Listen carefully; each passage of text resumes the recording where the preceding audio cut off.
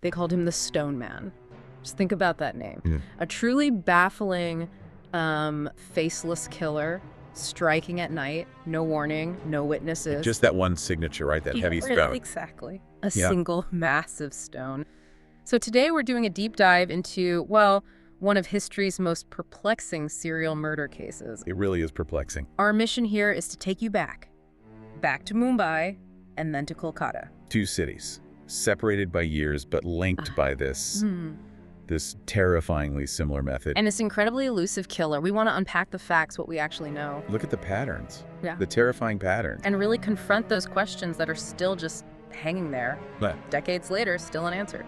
yeah, and what's really striking, I think, is how this case just challenges everything we think we know about motive, about identity. It's more than just unsolved crimes. It feels like a hole, a void in, our collective memory of justice. So for you, listening, we hope we can shed some light not just on the events, but the sheer terror, the mystery that really just enveloped these two huge Indian cities. Okay, so let's start in Mumbai, 1985. Right.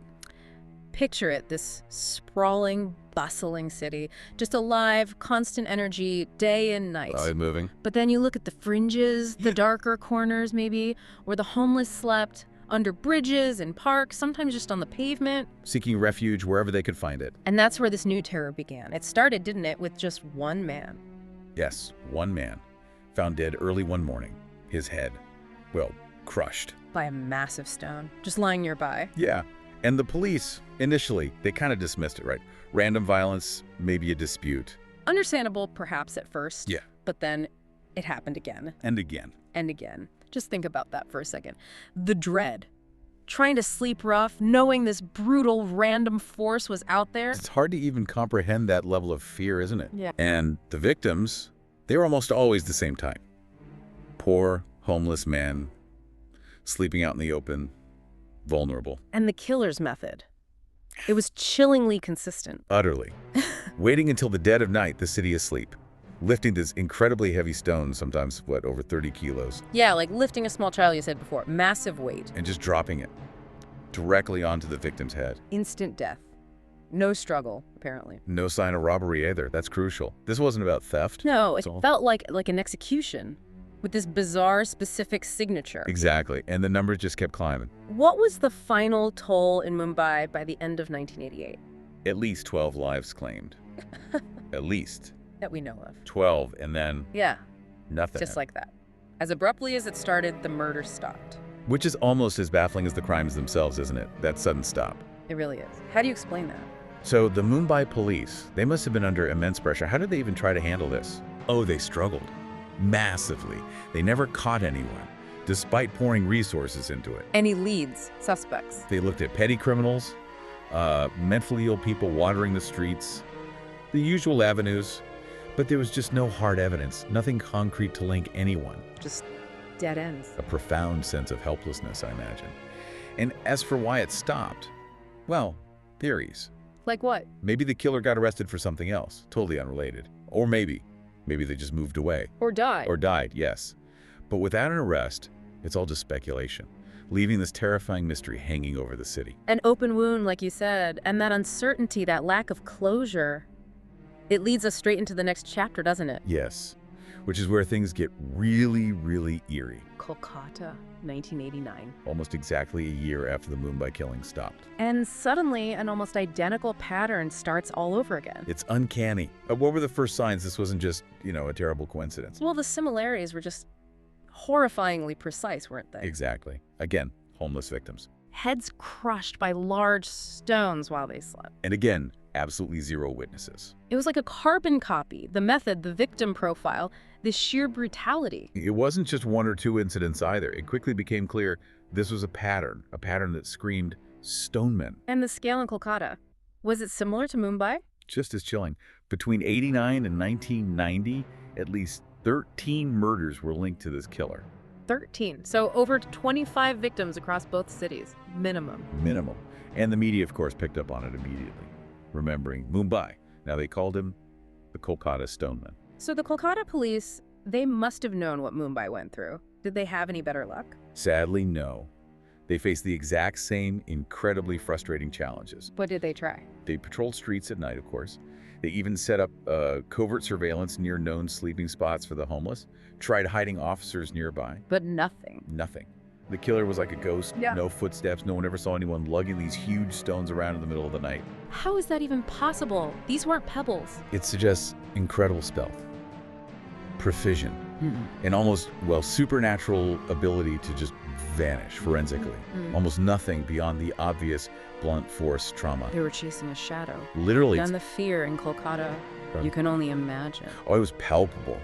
People were terrified. Homeless shelters filled up completely. Yeah. Nobody wanted to sleep outside. I heard street vendors actually pooled their money. Yes, to hire their own night guards. Yeah, Just out of sheer terror. It speaks volumes, doesn't it, about that deep primal fear. absolutely. Yet, just like in Mumbai, it Yeah. eventually stopped. Again, no arrest, no real explanation. It just ended. So after all this, Yeah. 2 cities terrorized, dozens dead, what were investigators thinking? Were they leaning towards one killer or still thinking copycats? Well, this is where it gets really chilling.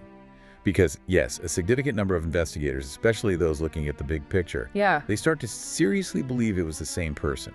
That became the central, terrifying question. It's tempting to just say coincidence, but the evidence for one killer seems pretty strong when you lay it out. It does. I mean, look at the gap between the sprees. Mumbai stops end of 88. Kolkata starts end of 89. Just long enough for someone to, what, relocate, settle in? Exactly.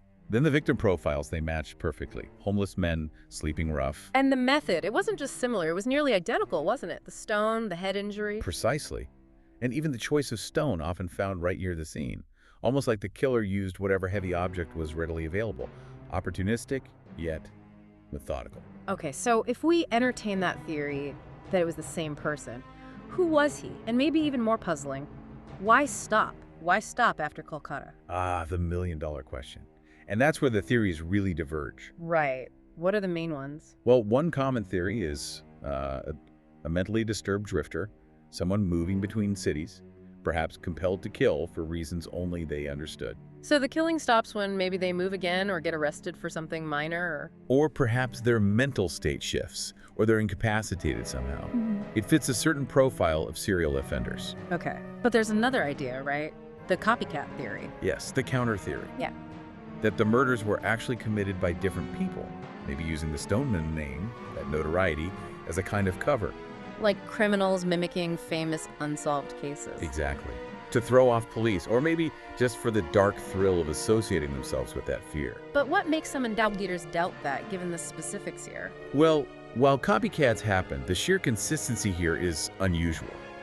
The precise method, the victim type, across 2 different cities, years apart, with no witnesses, no real forensic links. It would require multiple people independently arriving at the exact same, very specific MO. Right. Statistically, some find that less likely than a single mobile perpetrator. But then there's the third theory. The darkest one, perhaps? Which is? That the Stoneman wasn't a drifter, wasn't on the fringes at all. That he was someone respectable. Respectable. What does that imply? That sounds even more disturbing. It implies someone who could blend in perfectly.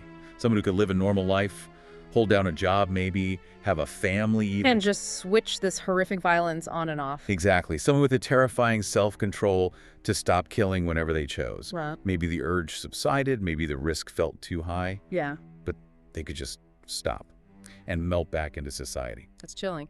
Because it means the danger isn't always out there. Obvious. It could be anywhere. Anyone. Precisely.